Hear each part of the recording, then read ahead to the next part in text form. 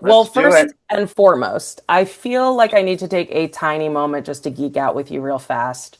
I Okay. grew up in a suburb of Northeast Jersey, and I basically lived in Broadway theaters with family and friends my whole life. I have with me here one of my many playbill binders. Ah, I've very seen you in organized. very. This is my most recent one. I've seen you in Book of Mormon, in Hairspray, and most recently in Boys of the Band. So I would just be remiss if I didn't start by saying thank you for all of the Well, nights in the theater and just for sharing more time with me today. I'm really excited to chat with you. that's very nice of you. Thank you. I'm excited to talk about this. I'm excited that after all of these years, I think in I guess it'll be in March, it'll be 15 years that we did our first season. Yeah. It's Yeah. crazy how the time has flown and it just all Crazy. still feels so relevant. So Crazy. let's just hop on in. Sure. On top of being a big Broadway gal, I also spend my time talking about movies and TV on the internet. And Girls is Hmm. just one of those lightning in a bottle kind of shows that just refuses to leave the cultural conversation even a decade later. Looking back, how aware were you at the time that this show would be as discussed and analyzed and think pieced for years to come after it aired? I certainly knew my introduction to Lena was tiny furniture. Mm. So I knew that, she was obviously a very special writer and actor and director. But when this opportunity for me to be on Girls came up, it was really it was only meant to be one episode for Elijah. He was just going to come in. Um, Lena and Jenny Connor had been at the opening night of the Book of Mormon, Mm. and they were like, let's bring that guy in to audition for this part, even though it wasn't really written in a way that like seemed like a great fit for me. But they were like, we like that guy, let's bring him in. So I came in and I read and I had a meeting with them and just sort of played around and we improvised a lot. And they were like, great, do you want to come and do this episode? And it was the first time I had ever spoken. I had like lines on a television show. I had never worked on a TV show like that. So I think, and in talking to some of the other cast members, it was most of our first TV show. Right. And so we kind of just did it. And Lena made herself so accessible to us because she Mm. was, she was directing and she was producing and she had written these amazing scripts, but we didn't exactly know what it was or what it was going to turn into. Mm. So we filmed that whole first season, and then it didn't air for I want to say like 6 months or something like that. Mhm. So we kind of didn't know exactly what it was going to be. But I remember having a moment in I had filmed that first season, and then I went to Los Angeles to do a show with Ryan Murphy called The New Normal. Mhm. And he had heard about Girls, and he asked me, he was like, "Well, what's the deal with that show?" And it hadn't aired yet, and I was like, "I don't know. It was really fun to do, but it was hard to tell like what it was going to turn into and what the tone of it actually was. So I guess the long answer to your question is that we didn't really know. We didn't really know exactly what it was going to turn into. I love that. And then it just became this cultural phenomenon seemingly overnight. I was here in Los Angeles when it was first releasing, and I can still vividly remember how intense and chatted about this show was and how intense the original discourse was on the show. You were either very much in this like, I get it and I love it camp like myself, Uh-huh. or you weren't. Yeah. Is there Yeah. anything you think people maybe misunderstood about the show when it was first coming out and getting so much press, honestly, just so much press? Uh, and is there anything you would say to encourage people to give it another shot now if maybe they missed it in its first run? Well, I think hmm, the show was really it's about these four young women coming to the city post college. It was very similar to the experience that I had in real life of like moving here and trying to find my place in the city and trying to find my friends in the city. And so I immediately related to the place from which Lena was writing it. Like it seemed like situations and Truthful. friendships, and it seemed very truthful.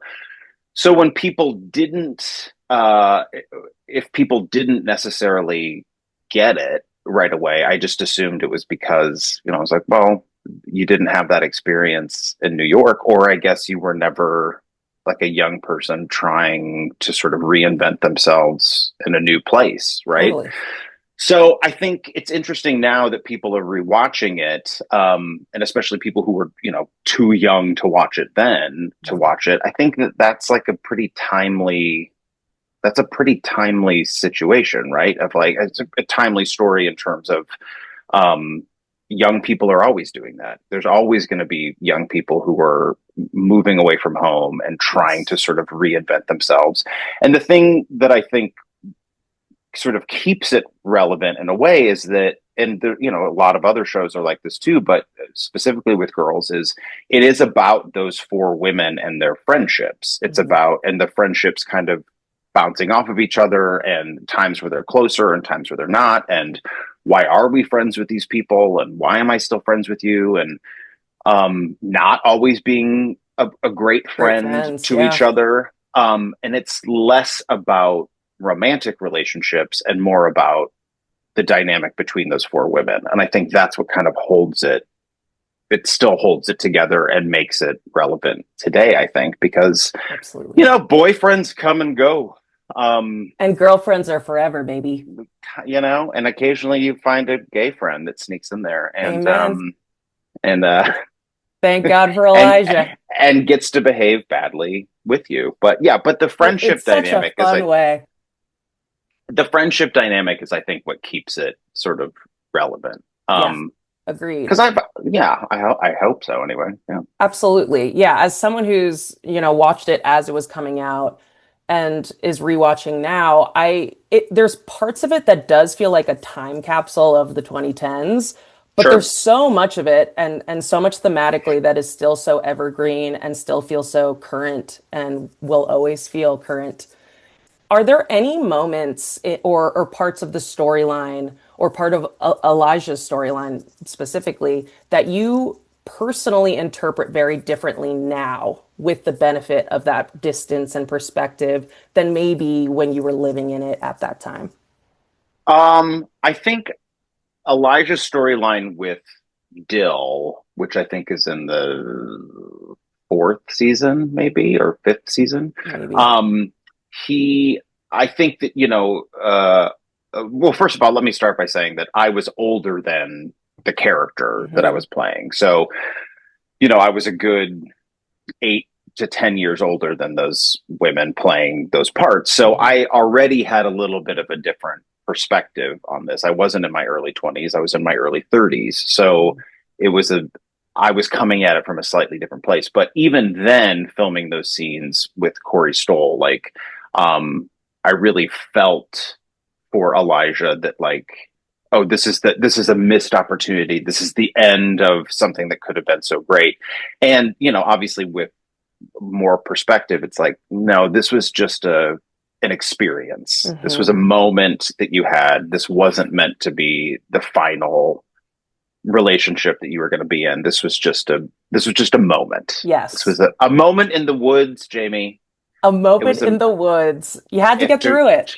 I had to quote Stephen Sondheim and Into the Woods there. But it's true. It's like it was A just ditty.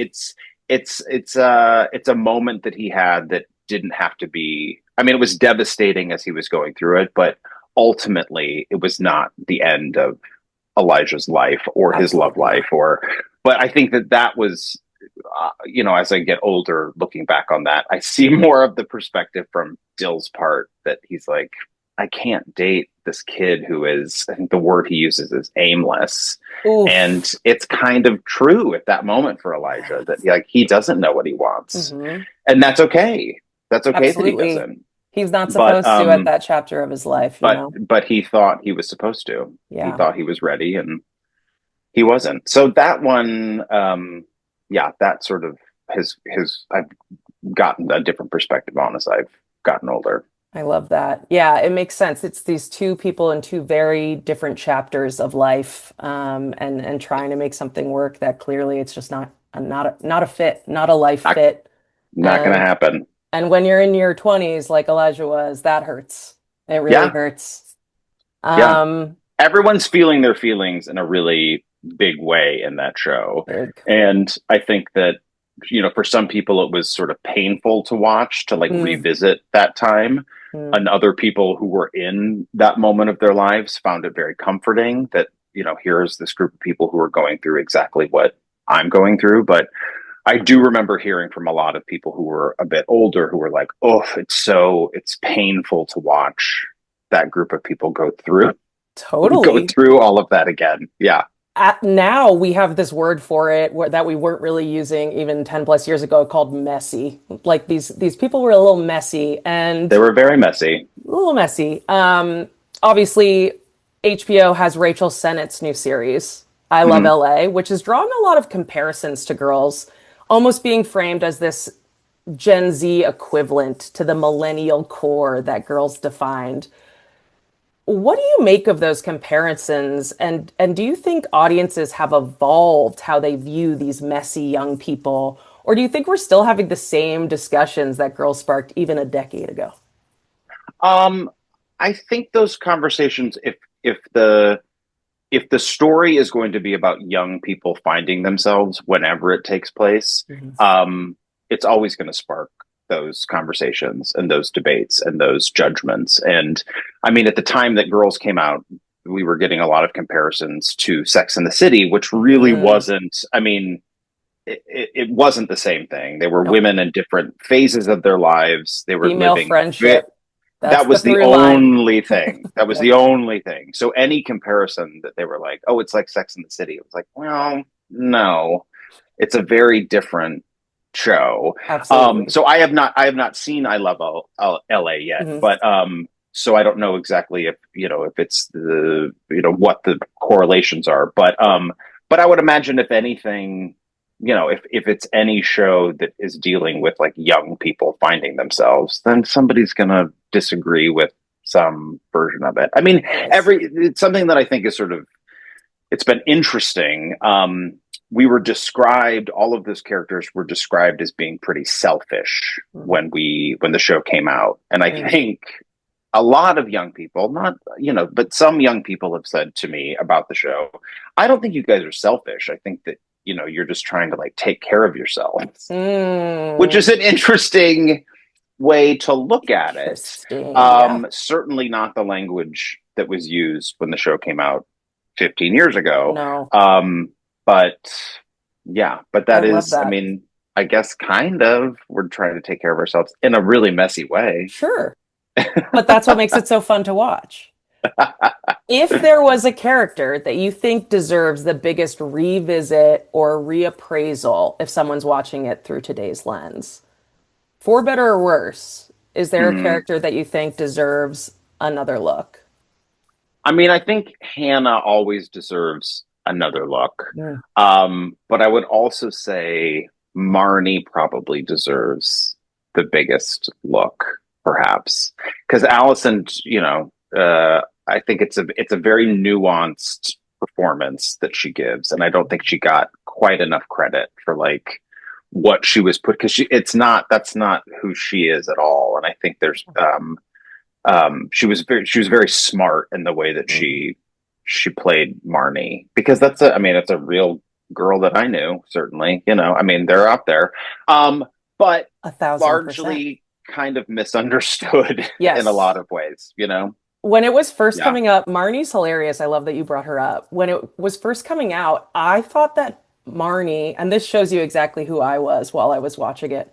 I thought that Marnie was the like straight character. Like I thought that Marnie was the only non-character on that yeah show, and that like everyone was playing this trope or this person, and Marnie was like the straight one, the through yeah line. And I'm rewatching it now, and I was like, Jamie, girl, where are you at in your yeah 20s?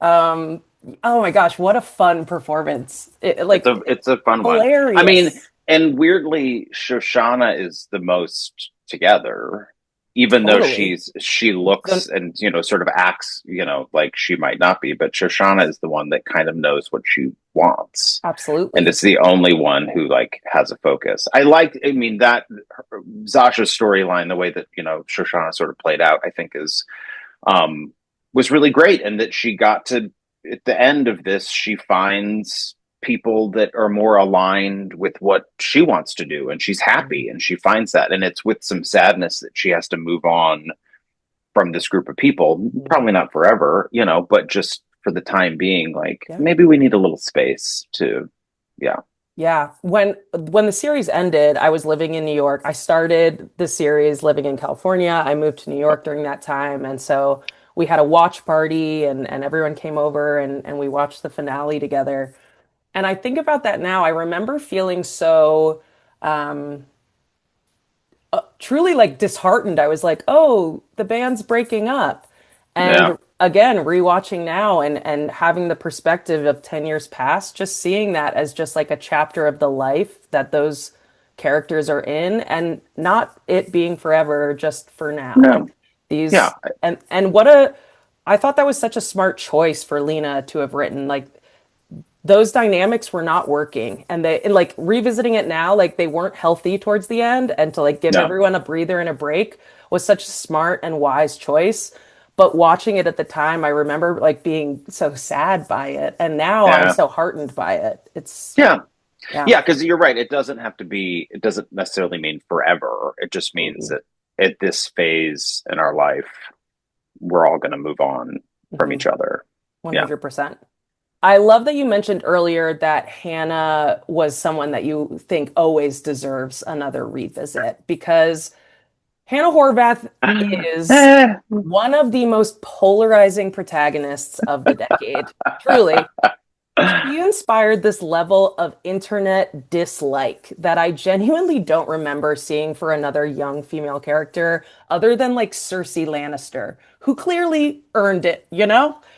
So, if Girls were re-releasing today, do you think that contemporary internet culture may have been kinder to Hannah? Or do you think that she might still get that same level of scrutiny that we saw 10 plus years ago? Hmm.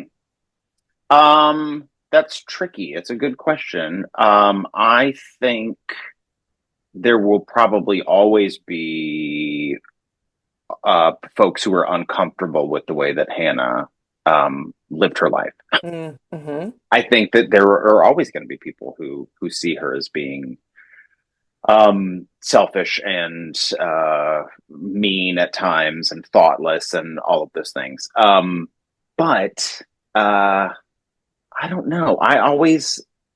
Maybe because I was playing her friend, or I don't know. I just saw her as a girl she's a girl in development. She wasn't like a fully formed human yet. Mm-hmm. So I feel like, I don't know, in my perspective, I was like, well, she's sorting some things out. She's like working on it. she's working on it. And I think to see somebody in process is very honest. And I think it was really smart the way that Lena presented that as not like a solid anchor for the show that everyone else was going to move around her and she was going to be the rock. She allowed herself to be that character to be super flawed. Mm-hmm. So I think people will always be polarized by that. I wonder how much of that is because you recognize a lot of her traits in yourself. You Mm. recognize being messy and being a bad friend, or perceived as being a bad friend. Like I think we all go through periods of time like that, and dare I say, they're all trying their best with the tools that they Mm. had at the time. So while it's maybe not, they probably, they weren't making the best choices, but they were making what seemed right for them in that moment, I Yeah. think. And the internet is a mean place. Ding, ding, ding. So I think that Correct. people will always be mean about things. Yeah. Correct. Yeah. Uh, I'm so glad you brought it to that last point there, in that what a perfect transition for my next question. Sure. Yes, the internet can be a cruel place. And I, as someone who talks movies and TV on the internet, have started this weekly series that I like to call Was She Really the Villain? Hmm. Where I like to revisit these widely disliked female characters and just revisit and relook at them through this contemporary lens, or try to give them the benefit of the doubt, breaking down whether they were really as awful as we were led to believe initially, or that like society like deemed them as and villainized them as. It's been a fun exercise and a I'm fun sure. it's been very interesting. The public reception has been very interesting. I think something that will sadly be evergreen is that people love talking trash about women on the internet.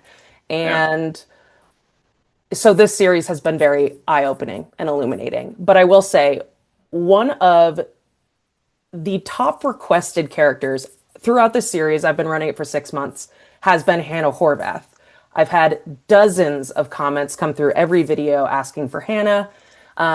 People asking me to revisit her and hopefully give her like this redemption arc, which I you love to see. You love to see that. Yeah. I would love your take. I know this is like kind of like asking for something out of you, and I hope you don't feel put on the Them. spot.